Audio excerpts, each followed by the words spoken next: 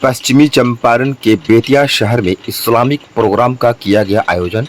बालिकाओं ने कुरान और इस्लाम की बताई हकीकत। ये वर्क चैरिटेबल ट्रस्ट और अल-फलाह स्कूल के जानिब से ऑर्गेनाइज किया गया। इसका असल उद्देश्य ये है कि असल में पूरी दुनिया में हम देखते हैं कि लोग अपने मूल ग्रंथ से हट गए हैं, चाहे सनातन धर्म वाले हों या ईसाई बाइबल वाले हों। दुनिया में जो भी है सब अपने मूल किताब से हट गया है। अब मुसलमान भी की भी यही सूरत हाल है कि वो कुरान को नहीं जानता है। तो कुरान की तालीम को, कुरान को आम करने के लिए इस प्रोग्राम को मैनेज किया गया है, ऑर्गेनाइज किया गया है, ताकि लोग समझें कि मूल इस्लाम का क्या है। असल मूल से हम लोग कटे हुए हैं, मूल से जुड़ने के लिए इस प्रोग्राम को ऑर्गेनाइज किया गया। आपका परिचय? मोहम्मद इरशाद आलम है। वर्क के भी हम ऑर्गेनाइजर हैं, डायरेक्टर हैं, और ये वर्क अल-फलाह स्कूल के भी।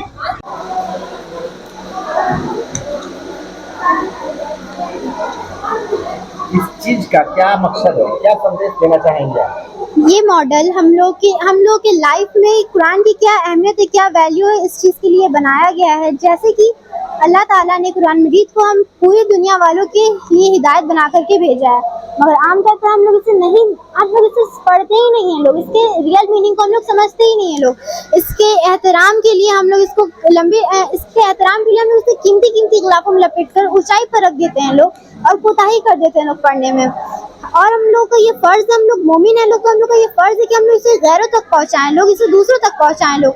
लेकिन हम लोग इसे नहीं पहुंचाते हैं लोग, और हम लोग पहुंचाएंगे भी कैसे, क्योंकि हमें तो खुद नहीं इतना समझ में आता है।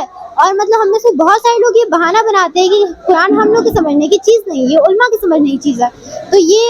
तो अल्लाह ताला ने चार मरतबा एक ही आयत को रिपीट किया है, वलक़द यस्सरनल कुरान लिज़्ज़िक्रि फ़हल मिन मुद्दक्किर। हमने कुरान को आसान बनाया समझने के लिए, फिर कैसे हम नहीं समझ पाते हैं। हाँ, अगर हम अकल लगाएंगे, अगर हम कोशिश करेंगे तो हम बिल्कुल ना समझ जाएंगे। तो जब तक हम समझेंगे नहीं तब तक हम दूसरों तक पहुंचा नहीं पाएंगे, और जब तक हम पहुंचाएंगे नहीं तब तक हमारा फर्ज भी अदा नहीं होगा। हम लोग का ये फर्ज है कि हम लोग दूसरों तक पहुंचाएं, हम लोग दूसरों को सीधी राह दिखाएं। इहदिना सिरातल मुस्तकीम, हम लोग उससे सीधी राह के लिए हिदायत चाहते हैं लोग, हम लोग उससे मांगते हैं लोग। तो हम लोग का ये फर्ज है कि कुरान हमारे पास है, तो हम लोग इसको दूसरे तक भी पहुंचाएं लोग, इसे दूसरों को भी बताएं लोग। शुक्रिया। From Al-Falah school. Awadh means होता है गुलाम। अवध मतलब बंदा, बंदे का मतलब गुलाम, और गुलाम और नौकर में फर्क होता है। नौकर जो होता है उसका टाइम फिक्स होता है, वो कुछ घंटे के लिए आता है और फिर चला जाता है। लेकिन गुलाम जो होता है वो 24 घंटा गुलाम होता है। तो हम लोग क्या हैं, अल्लाह के बंदे 24 घंटे हैं। तो क्या हम लोग अपनी इबादत करते हैं, बंदगी करते हैं?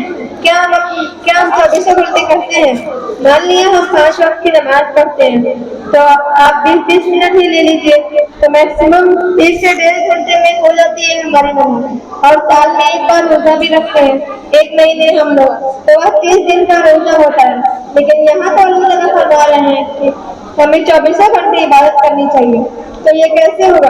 तो ये ऐसे होगा, हमें ये पता होना चाहिए कि हमारा मालिक हमसे क्या चाहता है।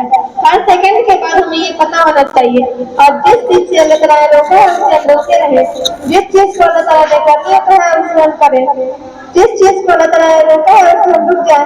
तो ये हमारा 24 घंटा इबादत होगी। तो ये हमें तब समझ में आएगी जब हम कुरान को समझेंगे, कुरान को समझ कर पढ़ेंगे, तब हमें ये पता होगा कि अल्लाह ताला ने किस चीज से रोका है और किस चीज से करने से। एक उम्मत बनती है, उम्मत की हैसियत एक तंजीम की होती है, एक ऑर्गेनाइजेशन की होती है। तंजीम कभी कोई नहीं बनता जब तक उसका कोई मकसद ना हो, कोई ऑब्जेक्टिव ना हो, तो वो तंजीम नहीं होता। कुरान में इस उम्मत का ऑब्जेक्टिव बताया है, यानी और कलेक्टिव रिस्पॉन्सिबिलिटी है। कुरान ने अल इमरान में आयत नंबर 110 में बताया है, कुंतुम खैरा उम्मतिन उखरिजत लिन्नास तामुरुना बिल मारूफ व तनहूना अनिल मुनकर व तु'मिनूना बिल्लाह। इसका माने यह है कि तुम एक बेहतरीन उम्मत हो। देखिए, अल्लाह ताला कह रहे हैं तुम एक बेहतरीन उम्मत हो। किसको कह रहे हैं? जो कुरान पढ़ने वालों को कह रहे हैं तुम एक बेहतरीन उम्मत हो, और हम मोहम्मद सल्लल्लाहु अलैहि वसल्लम की उम्मत है। और अल्लाह ने कहा है कि तुम एक बेहतरीन उम्मत हो और तुम तमाम इंसानों के लिए निकाले गए हो। हम क्या हैं? हम तमाम इंसानों के लिए, कि तुम लोगों को भलाई का हुक्म देते हो और बुराई से रोकते हो और अल्लाह पर ईमान रखते हो। तो क्या अल्लाह ने उम्मत की जिम्मेदारी बता दी है बहैसियत उम्मत की जिम्मेदारी क्या है कि हम लोगों को भलाई की हुक्म दें और बुराई से रोकें और अल्लाह पर ईमान रखें। तो हम अल्लाह पर तो ईमान रखते हैं, लेकिन क्या हम ये काम अंजाम दे रहे हैं कि हम लोगों को भलाई की हुक्म दें और बुराई से रोकें? अगर हम दुनिया के तमाम इंसानों के लिए भलाई का काम नहीं किया तो हम उम्मत में शुमार नहीं होंगे।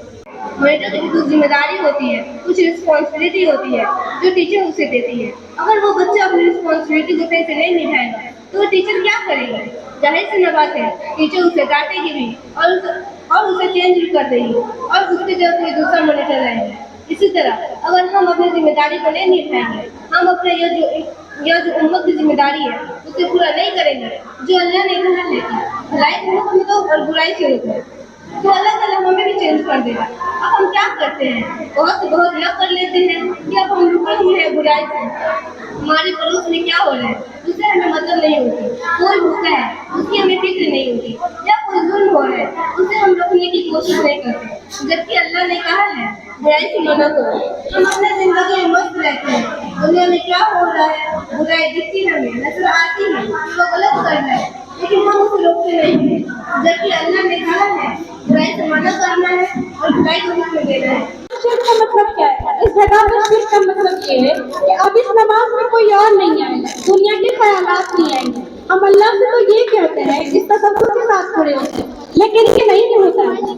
कुरान की आयत है इन्नल सलाता अनिल फ़हशाई वल मुनकर, नमाज तुम्हें हर तरह की बेहयाई और बुराइयों से रोक देगा।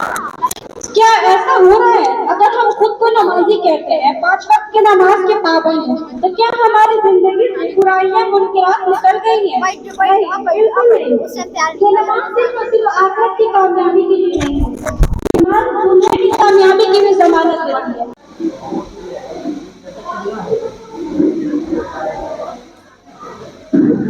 इस स्ट्रक्चर का क्या मीनिंग है, क्या संदेश देना चाहेंगे? ये मॉडल जो है वो इस्लाम के 5 पिलर्स पर डिपेंडेड है। इसमें सबसे पहला है इसमें सबसे पहला है शहादत, दूसरा है नमाज, तीसरा पिलर है ज़कात, चौथा पिलर है रोज़ा और पांचवा पिलर है हज। दूसरा पिलर जो है नमाज, इसका दूसरा पिलर जो नमाज है उसमें जो एक हिस्सा होता है ध्यान, जिसमें ईश्वर से जुड़ जाना है और हर तरफ से कट जाना है। लेकिन ऐसा नहीं होता है, लोग बस नमाज पढ़ लेते हैं, जो वो फीलिंग्स होती है ईश्वर से जुड़ने वाली वो ख़त्म हो गया है, वो हर तरफ से ख़त्म हो गया। तो जब वो ख़त्म हो गया है तो समझिए नमाज की आत्मा निकल गई है, उसकी रूह निकल गई है, सिर्फ डेड बॉडी बच गई है। तो जब वो नमाज ही पूरी दुनिया में नहीं हो रही जिसमें ईश्वर से जुड़ना था, तो फिर इस्लाम बचा कहाँ? ईश्वर से जुड़ने से इंसान के अंदर एतमाद पैदा होता है कि ईश्वर या अल्लाह हमारे साथ है, और इंसान की ज़िंदगी से गम और खौफ निकल जाता है और इंसान जो है समाज के लिए रहमत बन जाता है। तीसरा पिलर जो है वो है ज़कात। ज़कात दान जो है वो ज़कात नहीं है, दान एक अलग चीज़ है। दान के अंदर ये एहसास होता है कि चीज़ तो हमारी है लेकिन जिस पर तरस खाया हमने उसको दे दिया। लेकिन इस्लाम ने ज़कात को ज़रूरी करार दिया। उसने कहा कि ज़कात जो है, उसने ये दान को ज़कात को ज़रूरी करार दिया है अल्लाह ने, इस्लाम ने। उसने कहा कि माल तो मैंने आपको दिया है लेकिन उसमें हक गरीबों को दिया है। अल्लाह ताला ने इस ज़मीन पर एक परीक्षा रखी है जिसकी बुनियाद है अल्लाह ताला ने किसी को अक्ल और शक्ल सूरत ज़्यादा दिया, किसी को कम दिया, किसी को समझ ज़्यादा दिया, किसी को कम दिया, किसी को माल दौलत ज़्यादा दिया और किसी को कम दिया। अगर सबकी एक ही लेवल का होता तो फिर इम्तहान होती नहीं। यहाँ परीक्षा उसकी नहीं हो रही जिसको ज़्यादा दिया, यहाँ परीक्षा उसकी भी हो रही है जिसको कम दिया। तो अल्लाह ताला कहता है कि मैंने तुम्हें तुम्हारा माल पहुँचा दिया है लेकिन उसमें हक गरीबों का रखा है। चौथा है रोज़ा। रोज़ा का मतलब ये नहीं कि बस खाना पीना छोड़ दिए और रोज़ा हो गया। खाना पीना छोड़ने को तो फाका भी कहा जाता है। रोज़ा का असल मकसद ये है कि इंसान के अंदर से हर तरह की बुराइयों से बचना आ जाए। पांचवा पिलर है हज। अल्लाह ताला ने दुनिया के तमाम मुसलमानों को कम से कम एक बार ज़िंदगी में हज करने के लिए खाने काबा बुलाया कि लोग खाने काबा बुलाया। लेकिन लोग क्या करते हैं कि इसका बस मकसद ये नहीं कि वहाँ गए नमाज पढ़ें और इबादत करें और आ गए। उसका एक मकसद ये भी है कि वहाँ पे हर मुल्क के लोग आते हैं, बैठते हैं, तो वो मिलकर एक दूसरे की मुश्किलों को समझे, वो ये देखे कि कहाँ क्या परेशानी है, उस मुश्किलों को समझे, उस मुश्किलों को दूर करने की कोशिश करे। अब मान लीजिए कि पता चला कि फला मुल्क में कहर आया है, वहाँ पे खाने पीने की भुखमरी हो गई है, तो अगर जो जितने भी लोग हज करने आए हैं 30 लाख हो या 40 लाख हो, अगर वो सारे लोग मिलकर ये कोशिश करें, बस ये इरादा कर ले कि बस एक हफ्ते की अपनी कमाई हम उनको दे देंगे उनकी मदद के तौर पर, तो बस वहाँ के लोगों से 1 साल का बजट पूरा हो जाएगा।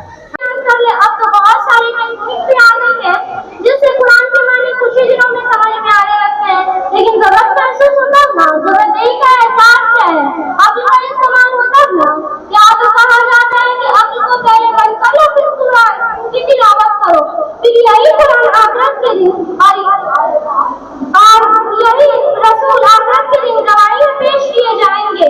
और इस दुनिया की तो बात अलग है, इस दुनिया में उन रसूलों को लिया जो कुरान ने फरमाया वो कहीं आगे बढ़ गए, कहीं आगे निकल गए, तज़किरे कायनात का हुक्म दिया था जिनको वो दुनिया में कहीं आगे बढ़ गए।